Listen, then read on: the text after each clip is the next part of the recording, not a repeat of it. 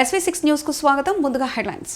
మహాత్మా గాంధీ జయంతి సందర్భంగా central blood bank IPM Narayanguda Telangana government సౌజన్యంతో రక్తదాన శిబిరం కార్యక్రమాన్ని నిర్వహించడం జరిగిందని మక్తాల్ ఫౌండేషన్ వ్యవస్థాపక అధ్యక్షులు జలంధర్ గౌడ్ తెలిపారు.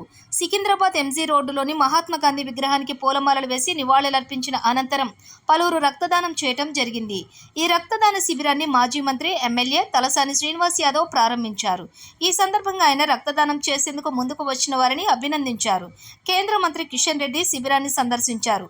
మక్తాల్ ఫౌండేషన్ వ్యవస్థాపక అధ్యక్షులు జలంధర్ గౌడ్ మాట్లాడుతూ, ఈరోజు ఎంత టెక్నాలజీ పెరిగినా కృత్రిమంగా రక్తాన్ని తయారు చేసే వ్యవస్థ లేదన్నారు.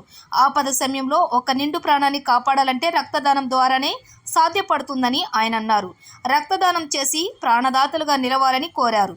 ఈ కార్యక్రమంలో కార్పొరేటర్ చీరా సుచిత్ర, మాజీ కార్పొరేటర్లు Attili Aruna, Kiranmayi, Congress party Sanath Nagar in charge Kota Neelima, Mahankali inspector K Parashuram, Chilakalaguda ACP Jaipal Reddy, Makthal foundation సభ్యులు గణేష్ గౌడ్, కృష్ణ, సుబ్రహ్మణ్యం, శివకుమార్, ధీరజ్, ఆంజనేయులు, వెంకటేష్, రాజశేఖర్ తదితరులు పాల్గొన్నారు.